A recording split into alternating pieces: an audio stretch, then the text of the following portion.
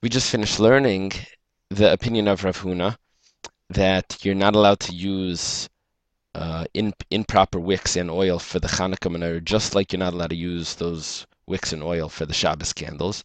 And the explanation we learned from Rava was that since if the menorah goes out, you need to relight it, we're afraid that you may not relight it. So therefore, we say that you have to use wicks that we can assume will not extinguish. And on Shabbos, we said that since you're allowed to use the light of the menorah, we're afraid that if the oil and wicks aren't perfect, you're going to adjust it to use the light. Now we learn Rav Chizda Amar. Rav Chizda says, Madlikim ben b'chol.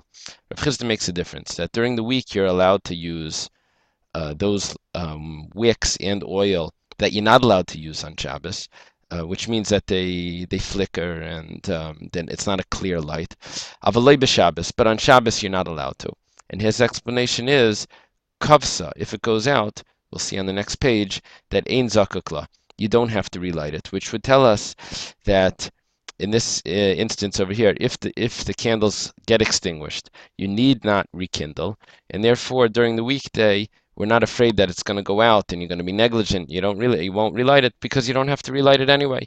So that's why during the week you're allowed to use wicks that aren't perfect, and we're not concerned that it may go out. But on Shabbos, so on the top, ein zakukla, you don't have to relight it. And umutalish damish la'ira. See, this is the problem concerning Shabbos, that you are allowed to use the light.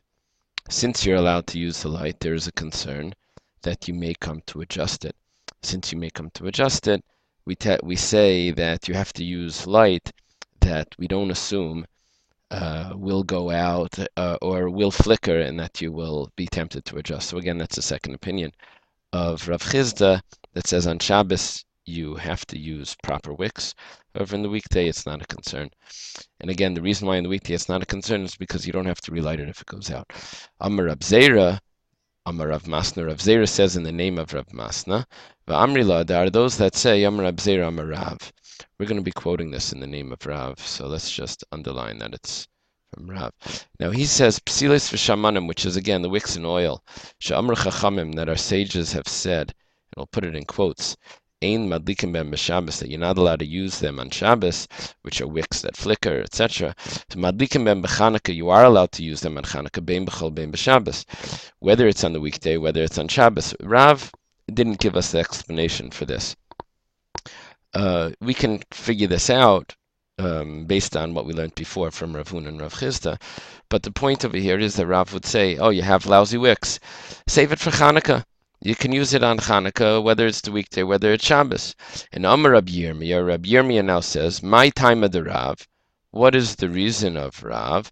Kasavar, he holds, kavsa, that if it goes out, ein zakukla.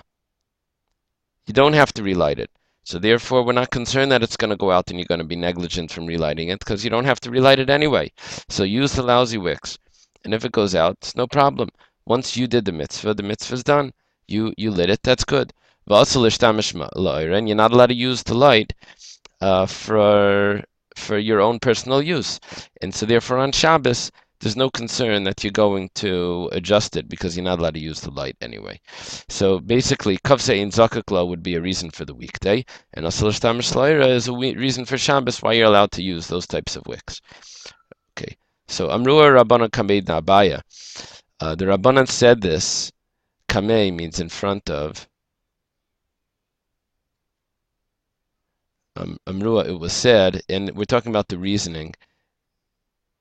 It was said, Kamei da Abaya, Mishmei de Rabbi Yirmiyah, in the name of Rabbi Yirmiyah, v'lei kibla, but Abaya didn't accept it.